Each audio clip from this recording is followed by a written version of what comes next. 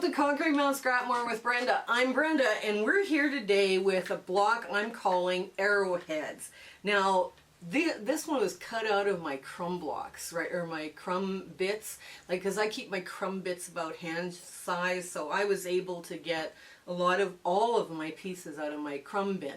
So but first, before we get into the pattern, you'll find the cutting instructions and all that below, but you'll also find a YouTube link for Joy and Nathan's YouTube channel called the Red Pine Quilt Shop. Now, I just found them today and they look like they're having a lot of fun, and it's, you know, it's a fun channel to be. If it's a fun channel, you know, tell them, you know, that Brenda from Conquering Mount Scrapmore sent you. I'm sure they would be happy to have you as a new subscriber. The other thing you're going to find in those show notes below is our Facebook group. We are doing fabric exchanges, we're doing asking questions, we're showing pictures, we're sharing free pattern sites as well, because I mean, all the patterns I give you are free, so any free patterns are given from other sites, we're welcoming those to be posted as well. And we're also doing a virtual sewing room that is 24 hours a day, 7 days a week, and the ladies the people who are making use of it are having a blast. They're having great fun. So you come on and join those. If you're on Facebook, please feel free to join. The other thing you're going to find down there is the Zoom coordinates for our next sew date. So if you're not part of Facebook, but you would like to sit and sew with us, once a month we offer a sew date. Now that date is going to be listed from now until December, and as we get closer to January, that's when we're going to start listing out all the ones for the next year. So you can come join us and have a lot of fun. It is usually a very international crowd that joins us, and it is a ball. They're just so much fun indeed. So share, like, subscribe. We're talking to guilds for free. So if you're part of a guild, let your person that does the presentations, let them know that I will talk for free. And it's not just about please come subscribe, it's about other things that we're doing on the channel and things that are coming up on the channel, and how all my patterns are free. And we're talking about talking about charity quilts now, right? So this is something that I'm hoping that they would like to hear about. Now, so come on in, we got some sewing to do.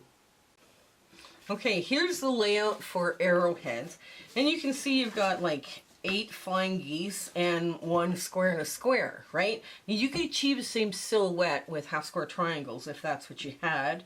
You know, I use scraps, or like my crumbs, because my crumbs are about hand size, and I was able to cut all of this from my crumb bins, all the blue.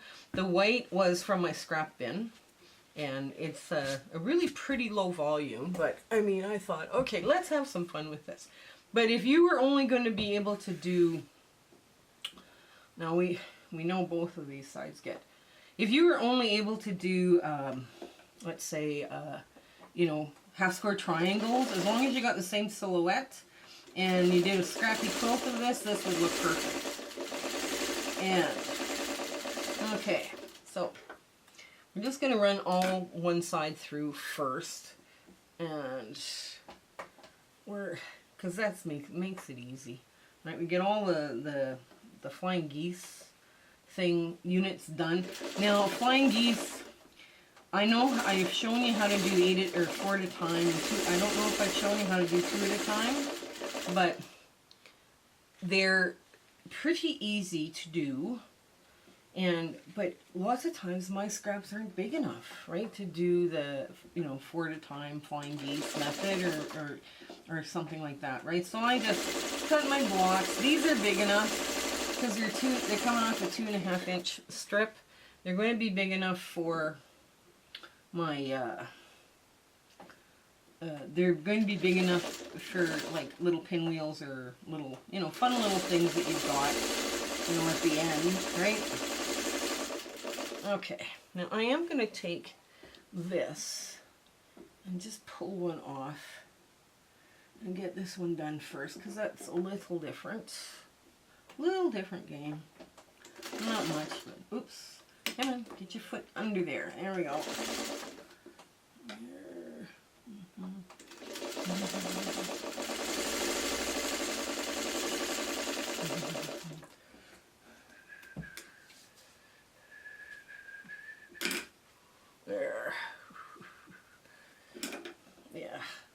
These are such an easy way to do flying geese. I have a ruler for 2.5 by 4.5 rectangles that would cut a flying goose unit out, and I've used it a couple of times. It's a good tool. You know, I thought, oh yeah, I picked it up. Somebody gave it to me as part of a promotion on a trade show, so I was quite happy to get that. It was a nice surprise. I'm just gonna put another one here. Okay, there we go. Just because I don't want to be dealing with this tropical print, this big one, at the end. Yeah, you're doing 20 of these, so it's kind of like, it feels like you're in stitch and flip forever. You know, stitch and flips forever. You're going to be doing this forever and ever and ever. But that's not really the case. But okay. There we go. Oops, no, I should go this way. Here, get that all lined up, just so.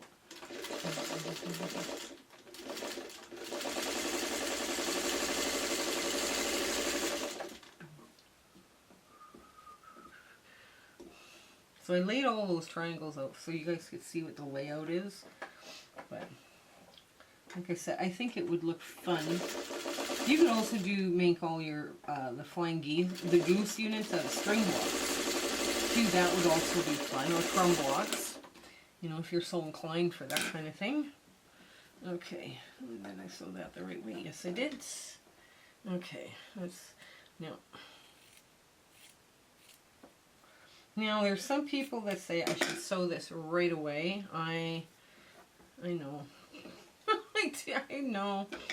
I kind of like to do it as part of my leader ender thing now. Like, once I get it to this stage, I want to do just leader enders with it. But, you know, and I've got, I just put on my 1/4 inch foot and I'm good to go. Because I really like the 1/4 inch foot. I bought a 1/4 inch foot for this 301A off of Amazon. I was very impressed. Very impressed with it. I thought, ooh, I really like this. Okay, let's get the other sides on. Let's see first where we're at. Yes, we're good.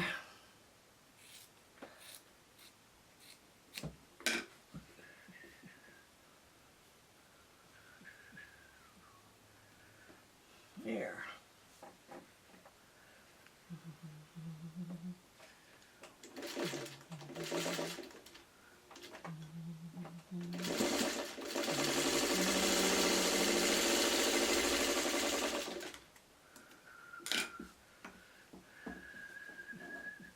Nice 1/4, yeah.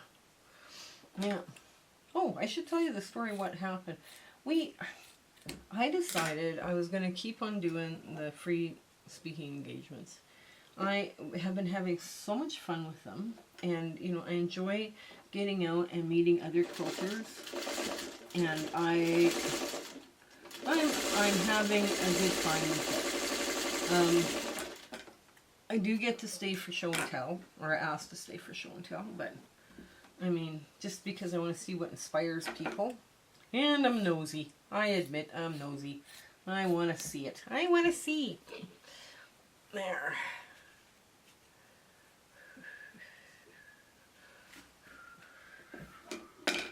Okay.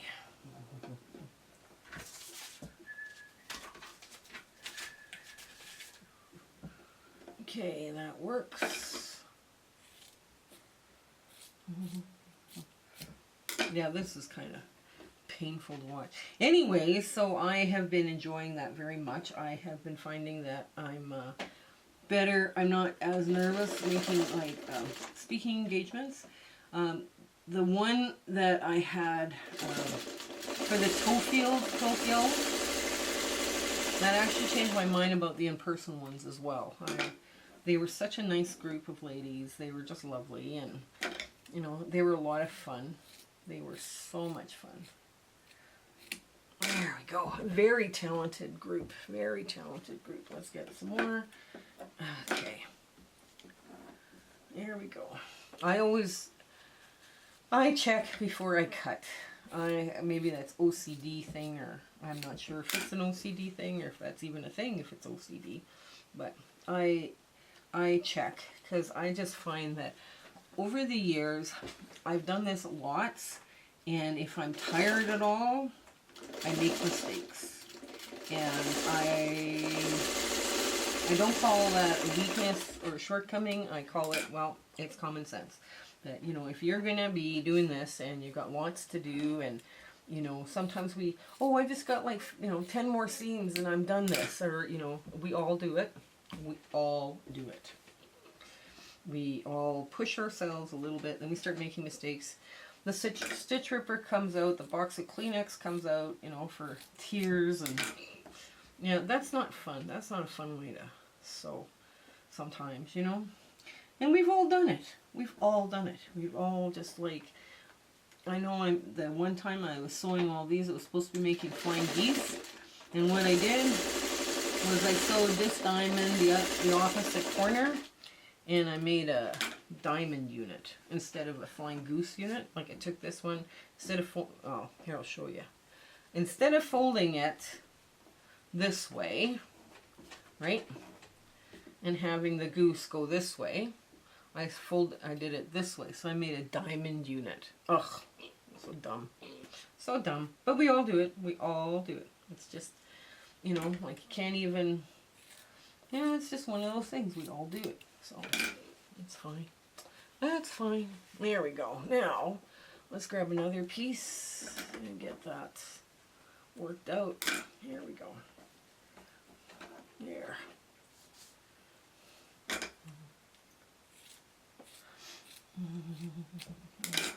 Have you ever had fabric in your crumbs and stash and scraps and whatnot you were just sad to see go?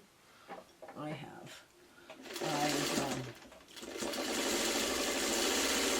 There's some fabric that just, is so cute and so, such a pretty little posy, here, like this one, that I just, it's the last, oh no.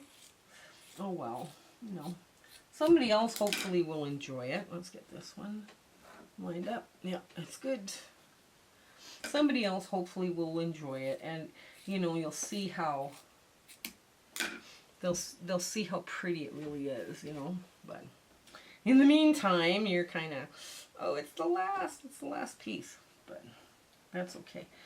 Some of this needs to go too, right? I mean, some of it's been kicking around here for a while, so we're kicking around in somebody else's stash for a while, and now I have it as a donation, which is also good. I mean, I make charity quilts. You can't,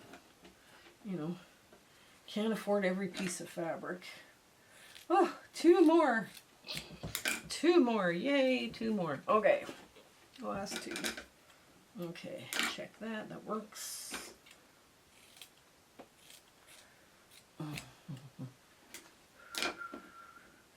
There.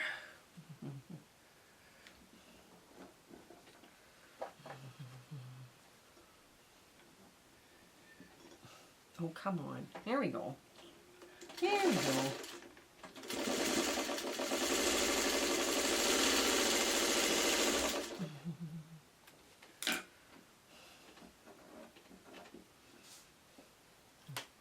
Okay.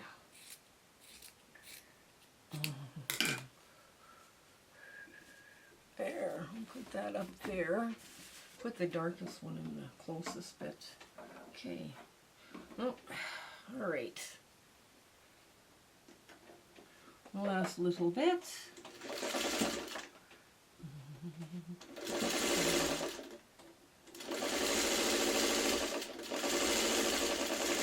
There. So I put on this, I decided to put the darker bits in the middle to have more effect again, so you can see the stronger contrast. The darker of the two would go to the middle. Okay, now, last one. I should have ran a triangle through. I will run them back over later.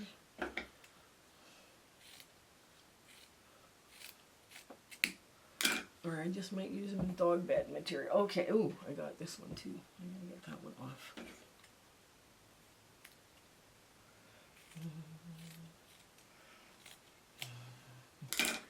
Okay, now, so the way we sew this now is everything's blocks except for your flying geese, right? So the only way you can make flying goose look good is to flip it over so the point is up, right? And we're going to change feet because I like my 1/4 inch foot better than this. I really like this foot. Now this is a 12.5 inch block unfinished, and it is such a nice size. Okay.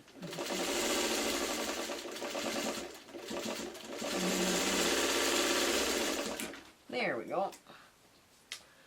And okay, just pick up another one. So all the hard bits are done. So we're in the home stretch with all the hard bits done. It's kind of nice that, you know, okay, you can sit and do this. If you're going to do a quilt, you do all the flying geese first, right? And you would take your bigger ones first. Now I'm just going to flip this like this and put this down, just like so. Right, okay. Yeah, you could do all your flying geese first. You could do a whole stack of them as leader enders, you know, or you could do, you know, like have, let's say you have your scraps are bigger.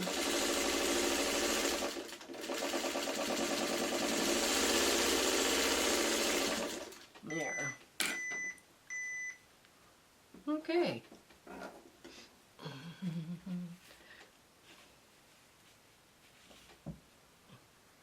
And there, last one through. The easiest way to sew these is with the point up, and then you press, and then you press away from the point, just like that. There. Oops, no, like that. See, I just about flipped it myself, right? It's like, oh no. Okay. Ugh, something's stuck here. Why is it stuck? Here. There we go. Okay. There. Press away. Here. So now you assemble a 9 patch, right? So basically you're going to just go flip this over like so. Okay. Very quick 9 patch, I might add. Okay, now this has to be sewn where it's pressed up.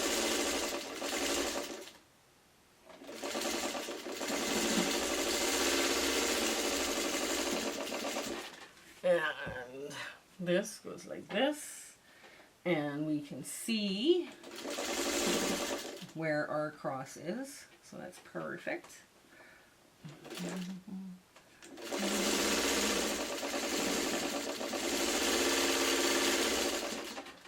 And the next one is just like so.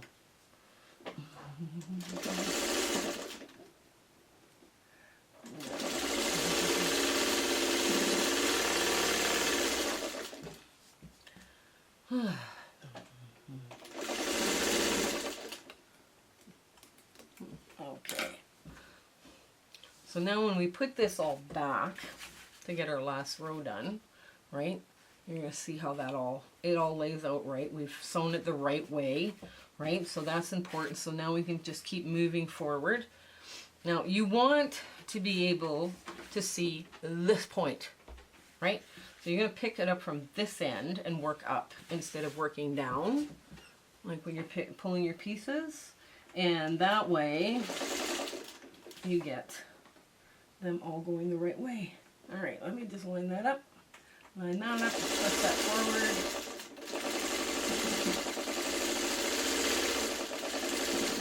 Okay, this goes under, just like so.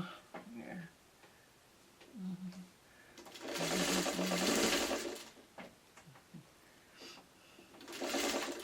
It's an alternative method to webbing, and the only reason you're doing this is so you get that point, those perfect points, right?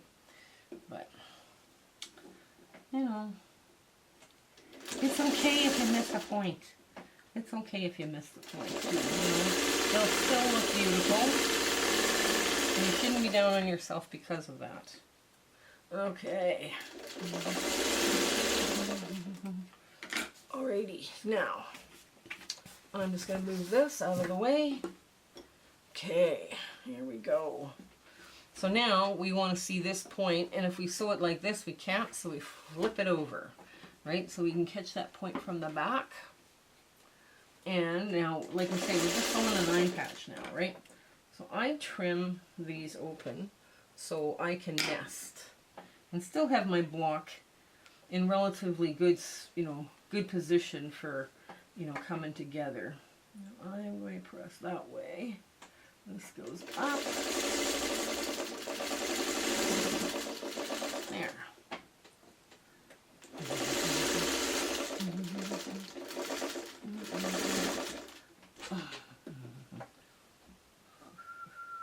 There we go. Okay.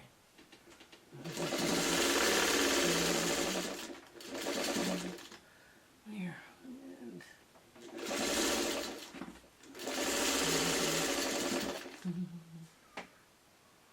there. Now you line up the end, right? You make it square.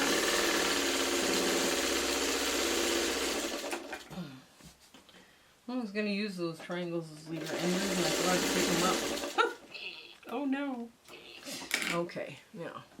So now you're going to flip this over and then flip it so you can see that point, right? Again, you want to make sure you get that point because we have got some beautiful points coming on this block.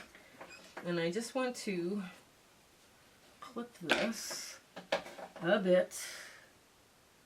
And there we go, up.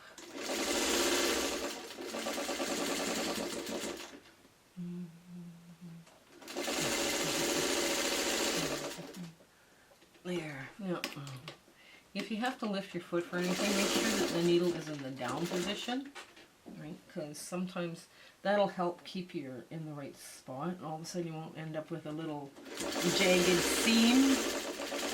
You know, you don't want your seam to go awry.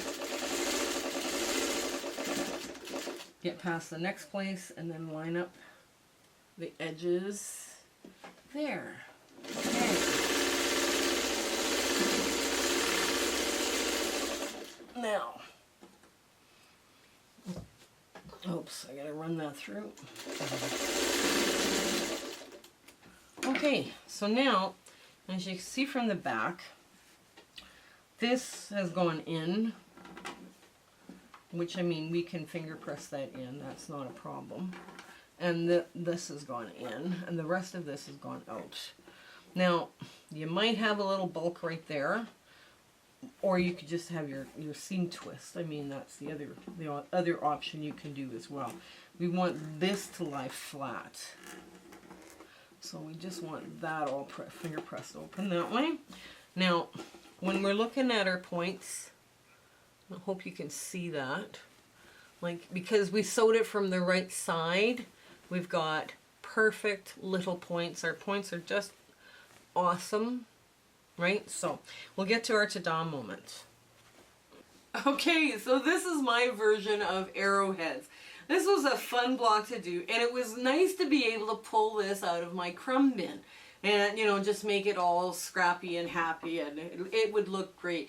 You could play around with colors and just have a ball with this. Now, I did use one neutral, but you could also play around with the low volumes, right? The low volume or the neutrals or whatever you used to call it. Now, this is why I end up with orphan blocks. This is what 20 bonus triangles look like. This is why I end up with orphan blocks. Now, I haven't decided what I'm going to do with them, but I did sew them all together, and this is what I got off of this project. Now, I could just make little pinwheels and have fun with them and be done, or make little triangle blocks or whatever. I don't know. I don't know what I'm going to do with these yet, but we'll get there.